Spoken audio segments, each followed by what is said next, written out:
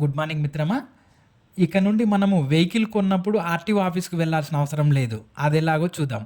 ఏంటి అనంటే, మనం ఏ డీలర్ వద్ద అయితే, ఏ షోరూమ్‌లో అయితే మనం వెహికల్ కొంటామో, అక్కడే పర్మనెంట్ రిజిస్ట్రేషన్ కూడా పూర్తి చేసేటటువంటి విధానాన్ని తీసుకొచ్చింది మన రాష్ట్ర ప్రభుత్వం. ఏంటో చూద్దాం ఒకసారి.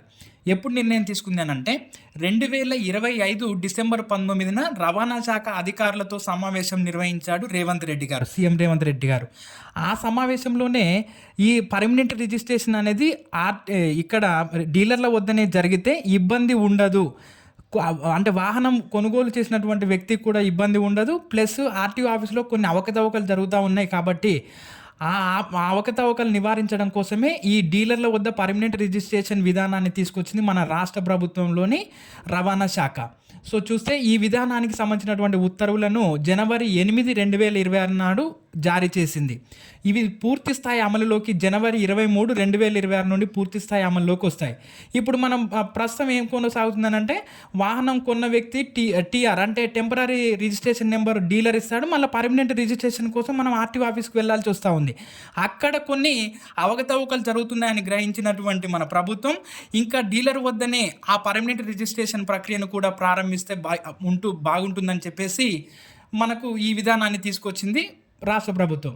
సో మరి దానికి కావాల్సినటువంటి మనం డీలర్ వద్దనే మనం రిజిస్ట్రేషన్ చేసుకోవాలి అని అంటే దానికి కావాల్సినటువంటి పత్రాలన్నీ కూడా ఇక్కడ ఇచ్చాను చూడండి. ఇన్వాయిస్ 1, ఫారం 21, ఫారం 22, బీమా పత్రము, కొనుగోలుదారుడి యొక్క అడ్రస్ ప్రూఫు, మరో వాహనం లేదని డిక్లరేషన్, కొనుగోలుదారుల ఫోటో సంతకము, ఇంజన్ ఛార్జెస్ నెంబర్ల ఫోటోలు, ఇతర పత్రాలు ఇవన్నీ కూడా మనము డీలర్ వద్ద అప్లోడ్ చేస్తే మనకు పర్మనెంట్ రిజిస్ట్రేషన్ అనేది స్పీడ్ పోస్ట్ ద్వారా మన అడ్రస్కి వస్తుంది. మనకు ఆన్లైన్లోనే అన్ని ధృవీకరించి ఇది వాస్తవమా కాదా అనేది ధృవీకరించి మనకు పర్మనెంట్ రిజిస్ట్రేషన్ స్పీడ్ పోస్ట్ ద్వారా మన ఇంటికి వచ్చేస్తుంది మన అడ్రస్కు. మరి ఈ విధానాన్ని తీసుకొచ్చింది మన రాష్ట్ర ప్రభుత్వం. సో మరి ఇప్పుడు ప్రస్తుతము కేంద్ర రోడ్డు రవాణా శాఖ మంత్రిగా ఎవరున్నారు అని అంటే నితిన్ గడ్కరీ ఉన్నారు. రాష్ట్ర రోడ్డు రవాణా శాఖ మంత్రిగా పొన్నం ప్రభాకర్ గారు ఉన్నారు.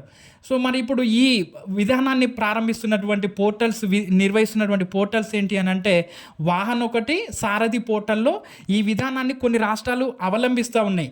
ఆ విధానాన్ని మన రాష్ట్ర ప్రభుత్వం కూడా జనవరి 8, 2026 నాడు తీసుకొచ్చింది. ఇది పూర్తి స్థాయి అమల్లోకి 2026 జనవరి 3 నుండి పూర్తి స్థాయి అమల్లోకి వస్తుంది. అంటే ఇక్కడ నుండి మనము ఆర్టీఓ ఆఫీసులకు వెళ్ళాల్సిన అవసరం లేదు రిజిస్ట్రేషన్ కోసం.